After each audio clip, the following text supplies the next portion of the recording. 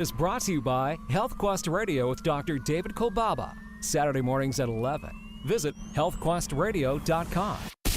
Now, from the Signature Bank Studios,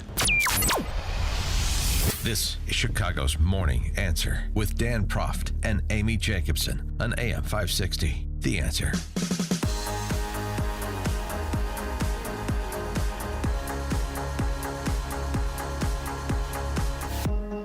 Top of the morning, Dan and Amy.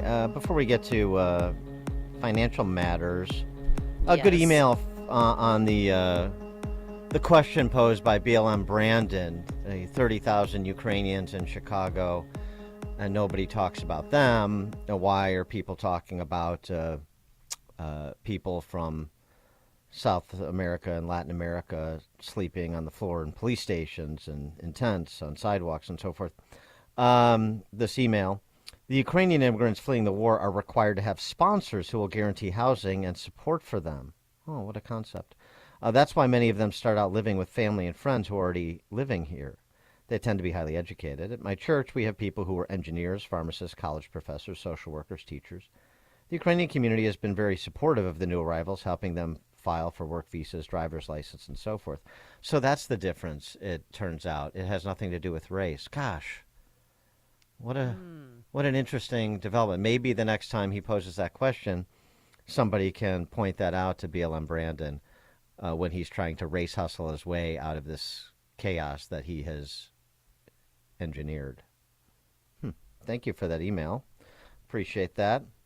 All right, I'm still trying to get an answer here. I mean, we talked about this a bit earlier in the week. You see headlines like this one: Target CEO Brian Cornell says shoppers are pulling back even on groceries. We're supposed to be in austere times. People are supposed to be feeling precarious about their economic security. And yet, again, this report from the Fed and Treasury, Survey of Consumer Finances. The upshot, this Noah Smith blogged this earlier in the week. He's a former econ professor at Stony Brook U. America's wealth is way up since the pandemic. The increase is pretty even across the board, with people at the bottom of the distribution gaining proportionally more than people at the top. Inequality is down across the board. Racial inequality, educational, urban, rural, overall wealth inequality, it's all down. Debt is much less of a problem. In point of fact, the debt-to-income ratio has declined in the last 3 years. And Americans' wealth has increased substantially over the last 3 years, about $51,000 for the median American household. Median family net worth in America now is median, so half below, half above. Median is now about $192,000, which would put U.S. at about 6th or 7th in the world. I mean, we could do better, but you know, there's this doom and gloom in so many quarters, and you've had economists huffing and puffing about the prospect of a recession. So, is it really that gloomy? For more on this, we're pleased to be joined by Scott the Cow Guy Shellady. Yeah. There it is. Of course, let's do a little promo for Scott here, too. Yes, please. He's the market specialist for Market Day Reports. That's 10:30 to 1 p.m. He's also the host of the Cow Guy Close. That's 1 to 1:30 p.m., both at RFD-TV. Scott the Cow Guy, thanks for joining us. You know, you're not necessarily Sally Sunshine all the time, so what do you make of those numbers? You go ahead and believe them. You can, sit down and feed yourself all you want. But the stuff that really matters, like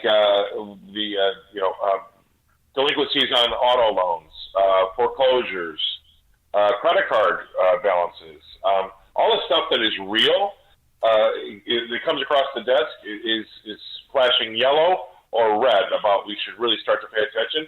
And oh, by the way, there's this other issue that they didn't give you a report on, and that's how much money we're spending and what the deficit is going to ultimately do to the American household. Because as you probably know that our spending on military every year is around $800 billion in change. Next year, the debt service, so just the interest we pay on the money that we're borrowing, will eclipse that number. It'll be in the high 800s, maybe 900. We're going to be at $1 trillion very soon. So all of those people out there that are marching and protesting against government spending on military, I wonder if they're going to march and protest about the government spending on the debt service. Because we're coming into a position here where we're rolling over 1% debt, which is expiring, and having to reborrow at 5%. And I'm telling you, it's DEFCON 4 when it comes to we should be worried about it. Now, well, I mean, the government pays that. I mean, all I care about is looking at the ticker and seeing that irrepressible market continue to, bump up pretty nicely, and so that my 401k is doing all right. It's recovered over the last 3 years, recovered and then some. My home value is up 20%. I mean, everything is rosy. Okay, well, try to sell your house for that 20% higher. There's no well, buyer. he can because he lives in Naples, but we can't here in Chicago. There's a big difference. Right. You can't sell it for 20% lower there. Anyway, go ahead. I'm sorry. Go ahead. Exactly. Well, so these things look nice on the surface, but when you want to get into the meat of things, we're definitely in some very dire times now. It's the people on the left are going to tell you that Bidenomics is working and it's fantastic, but you've got the Big Mac meal now has eclipsed $18 in Connecticut. $18. I mean, we've got what's happening in California with Newsom driving up minimum wage to passing a law to make it $20. Chipotle and McDonald's just rolled over and acquiesced this week. I'm telling you, it's very difficult. You might think that your home value is high. Try to sell it. You might think, look at, and there's no way that you're going to be able to tell me that the government's going to come out and say that the wealth is better when we have an all-time record high in credit card debt. Here's what the bottom line is, okay? When I talk to the wealth managers and the people that I talk to on my show, the reason why the American consumer has not totally cracked yet because they have started to suck some wind here. They're on fumes. They've gone through they've gone through all their savings. The savings rate's at an all-time record low, by the way. You've got credit card debt at an all-time record high, over $1 trillion in the country. They went for the home equity lines of credit until interest rates started to pop on them, and they couldn't do that anymore. And 30% of people that have a retirement account have rated it for an emergency loan. And so you can see the CFO of McDonald's and the CFO of Costco and the CFO of Kroger, a big grocery chain, all seeing that the consumer, now we're talking about food. The consumer is now starting to spend less, or at least go down the value chain when it comes to protein and buying cheaper things. So we are now in a situation where these pension guys that I talk to have said that the reason why they believe that the American consumer is still spending is because mortgage rates are 8%. They can't buy a house. The things that you buy and use every day are up more than 20% when it comes to Biden inflation. And so they've just packed it all in and said, you know what, I can't save anymore. They've given up saving. And they're counting on the government to bail them out in 15 years when they retire. Bottom line, that is the situation we've got going on in this country. That's where we're headed. And then they say, you want to really get scary, that puts us in this position where these guys believe, and some of them are smart, there's going to be a universal basic income floated once we have all these people come to retirement age, and we also have artificial intelligence taking away a lot of jobs. I mean, I don't see a really great path going forward. Stanley Druckenmiller, who I really like, he says that we're in a dire straits as well, and it's probably not going to happen for another 3 or 4 years. Everybody's got the timing wrong. But this debt situation with the government and how quickly that's going up because interest rates have gone up is really going to break the back of the American consumer and small business. Was there any good news yesterday that the Federal Reserve, held interest rates steady? Well, 5.5. Our Fed, we're at 5.25 to 5.5. That's the range that they've held everything steady at. I'm telling you right now, though, we had 13, 14 years we were at zero. How about this? About 15 years ago, about 5 years ago, we had a total of $16 trillion in the world of negatively priced debt. I mean, the world was trying to spur spending on by actually giving people loans at a negative rate, so they had to pay back less than they took out. That's how badly they were trying to get people to spend. And now we find ourselves in a situation where we've raised interest rates at a historically very high pace, not at a high level, but a very fast pace. And there's no way unchanged interest rates are going to hurt the consumer just as much as they would have raised them another quarter. It doesn't really matter now. Unchanged is hurting small business and consumers, and it's one of those things that's a slow roll, and it also it's cumulative. It's going to slowly hurt more and more every month. And watch what happens. I'm not kidding you. I think it's pretty dire. Small businesses are just trying to stay alive.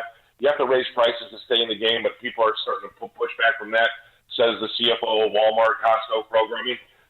I tell you, I truly do try to find a way to find something positive in the situation, but I tell you what, I would hate to be running for office on the back of the fact of these numbers. I really would.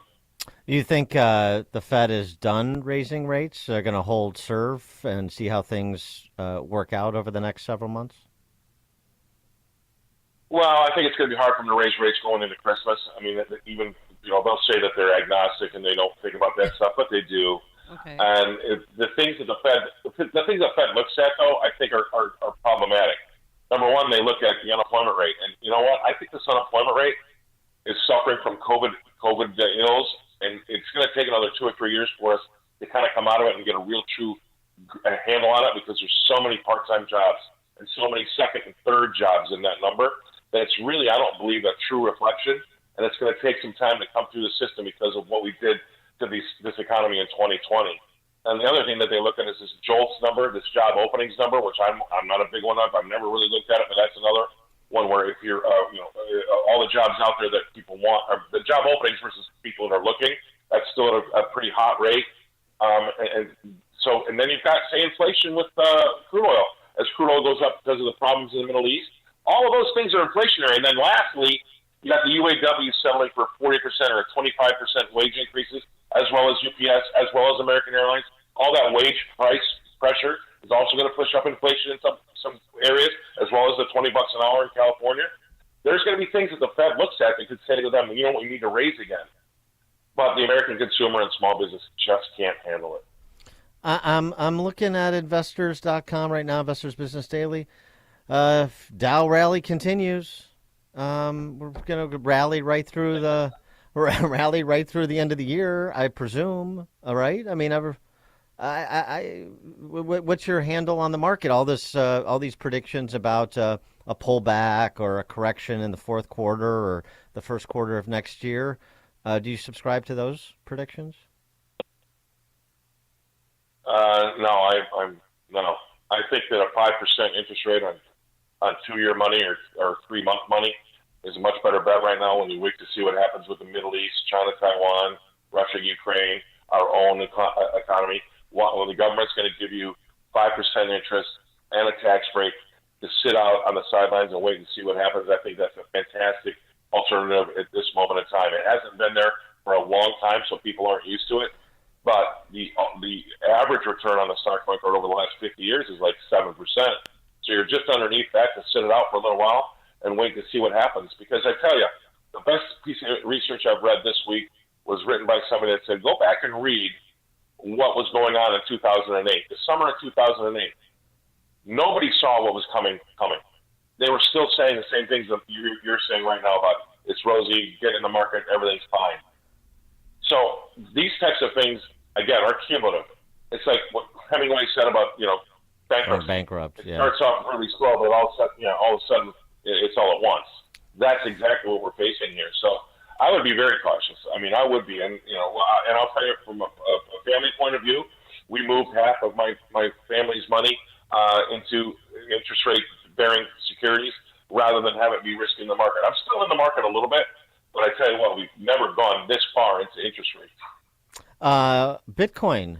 Bitcoin has quietly gone up about 75% in the last 12 months, it seems to me. So what's the dynamic with crypto? I mean, against the backdrop of the Sam Bankman-Fried the criminal trial, of course, the irony. But what about Bitcoin and crypto? All right, well, I'll start off with Bitcoin by saying that, yeah, it's at 35,000 and change this morning. The high was 67,000, though. Wow. Yeah, but it was down under 20 a year ago. Right, I know. And so lately it looks good, but if you've held it for the last 2 years, you're still only getting about 50% of your money back. I don't like it. I've never put anybody in it, and I've never done it myself. However, for the first time in my investing years, my 36 years in this business, I can see a path forward for Bitcoin. And that is with the central bank digital currencies that everybody's talking about, these CBDCs, and the control that the government's going to have over your money, watching what you spend, how you spend it, and then the way that they're going to control interest rate hikes or interest rate cuts. They're going to put expirations or on your money when you get paid. You have to spend it within the next 60 days or you lose it. That's how they're going to spur on the economy or how to cool off the economy. There is a reason, that's a good reason, why you might want to keep your money or go into Bitcoin. And the other one is if, depending on how this election plays out, Dan and Amy, I mean, you could see the next 12 months, if you've got a sitting president that puts another president in jail that's running for office, and what that looks like to our country and the Western world, there's going to be some people that get a little bit nervous and want to put their money in Bitcoin, not even the dollar.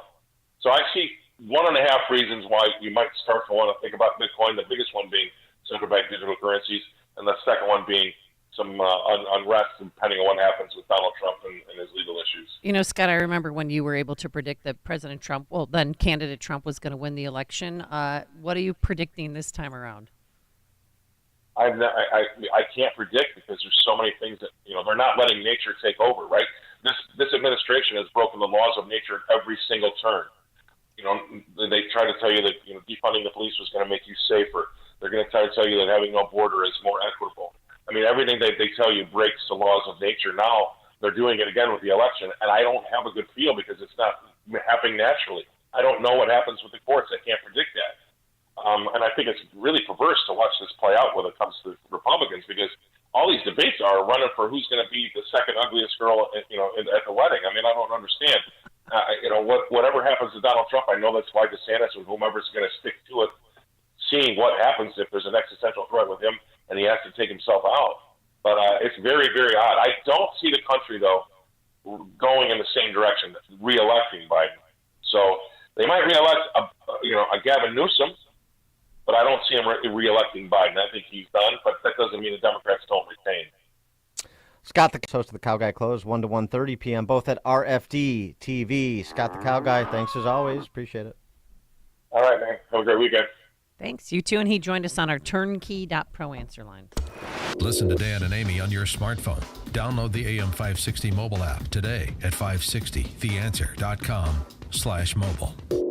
Hey, business owners, are you wondering how to grow your business? Do you need cash flow and a ready source for financing? Well, Signature Bank can help. Hi, Mike Gallagher here to let you know that Signature Bank's loan decisions are made locally by a team who knows your name, cares about your business, and is invested in your success. When you need advice about your business or even have a question, Signature Bank is there to help. There are no handoffs or call centers. This is a team that wants to get to know you and your business. That's why Signature Bank in Chicago is my bank. That's right.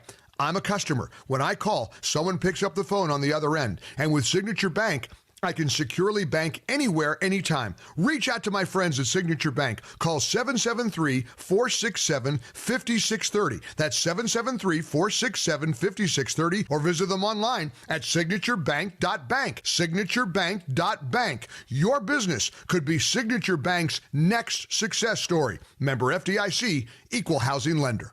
Did you know most vitamin supplements have a warning label on the back? That's because without the synergy of thousands of nutrients working together that are found naturally in whole fruits and vegetables, vitamins are not balanced. This is why Balance of Nature only uses whole fruits and vegetables, no isolates or synthetic vitamins of any kind. We take a variety of 31 of the highest quality fruits and vegetables and remove the water without changing the rich chemistry. It's then ground